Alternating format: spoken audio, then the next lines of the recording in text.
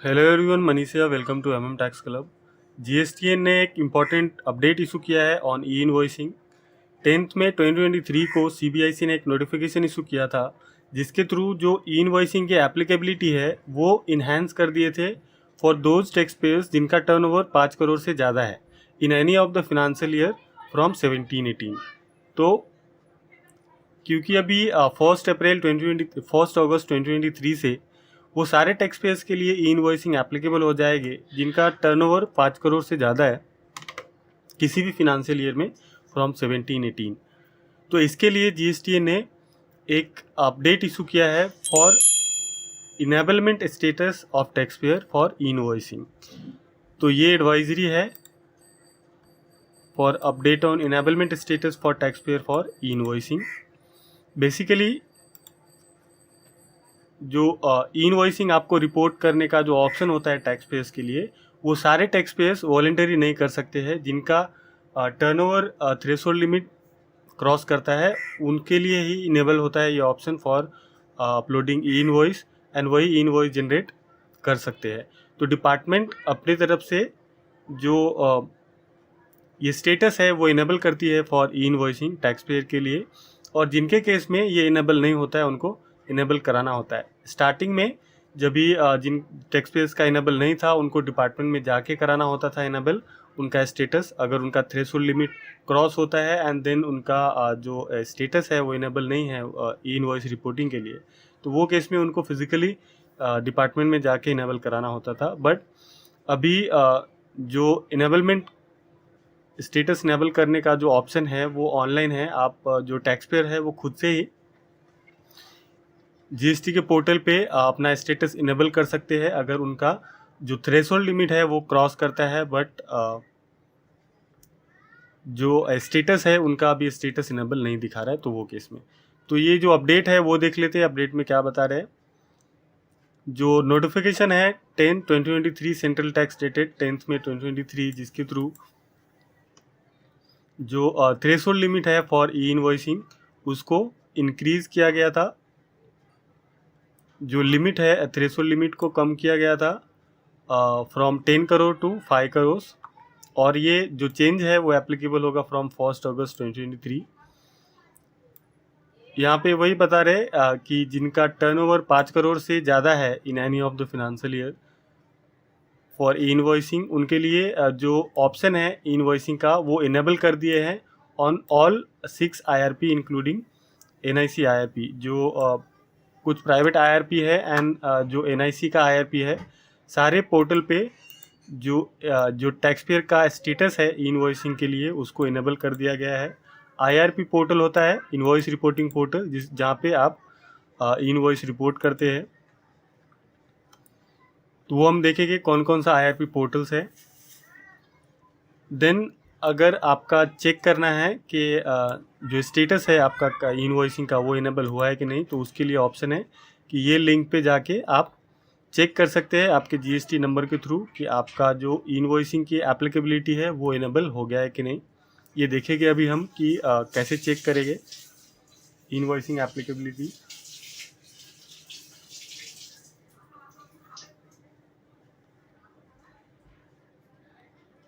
साथ ही अपडेट में बता रहे हैं कि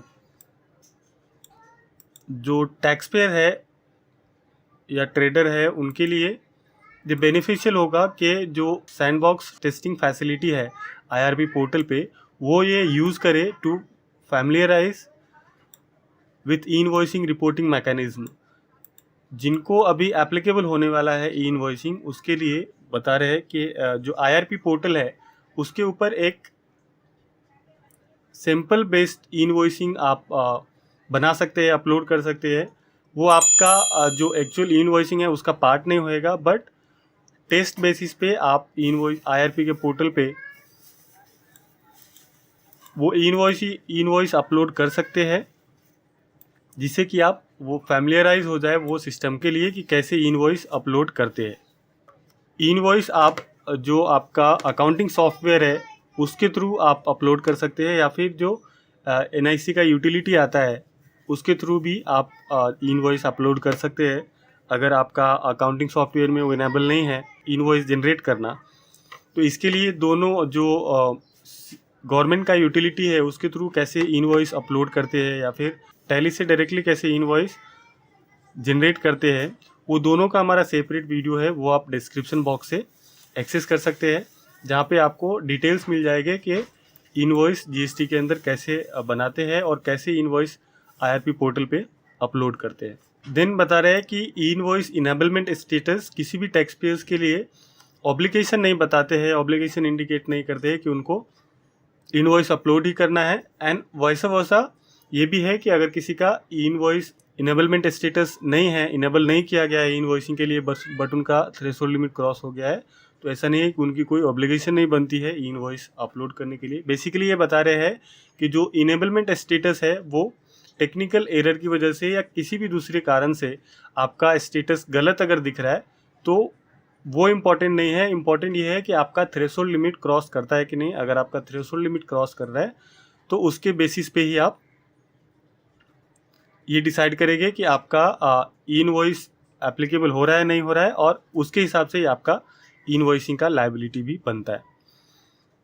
दूसरा यहाँ पे बता रहा है कि जो इनेबलमेंट स्टेटस है या फिर जो इनवॉइसिंग अपलोड करने का, इनवॉइस अपलोड करने की लायबिलिटी है, ऑब्लिगेशंस है, वो प्योरली डिपेंड करता है ऑन टर्नओवर पे। जो 3B में जीएसटीआर 3B में आपने टर्नओवर रिपोर्ट किया है उसके बेसिस पे ही ये डिसाइड किए जाएंगे कि आपको इनवॉइस की एप्लीकेबिलिटी है या नहीं है।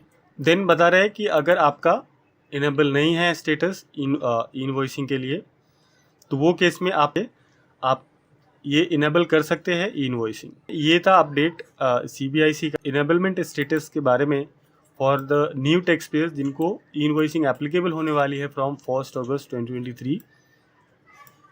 अभी यहाँ पे ये हम देख लेंगे कि किसी टैक्स पेयर्स का ऐसा इनेबलमेंट स्टेटस कैसे चेक करेंगे कि वो जीएसटी इनवॉइस के लिए इनेबल है कि नहीं है। तो उसके लिए यहाँ पे अपडेट के अंदर ही यहाँ पे एडवाइजरी में ये लिंक दिया हुआ है invoice.gst.gov.in। हम ये लिंक पे जाएंगे। यहाँ पे जाने के बाद ये इनवॉइस का पोर्टल है गवर्नमेंट का, जिसके यहाँ पे बहुत सारे ऑप्शंस है। आप IRN सर्च कर सकते हैं, इनेबलमेंट स्टेटस यहाँ पे से चेक कर सकते हैं। अगर आपका स्टेटस इनेबल नहीं है बट आपका जो थ्रेशोल्ड लिमिट है वो क्रॉस करता है, तो वो केस में आप यहाँ से जाके इनेबल कर सकते हैं। इनेबल करने के लिए आपको जीएसटी के थ्रू लॉगिन करना पड़ेगा, जो आपका जीएसटी लॉगिन है उसके थ्रू लॉगिन करना पड़ेगा। Then grievances e commerce IRP portal, कितने IRP है वो यहाँ पे दिखाएगा आपको।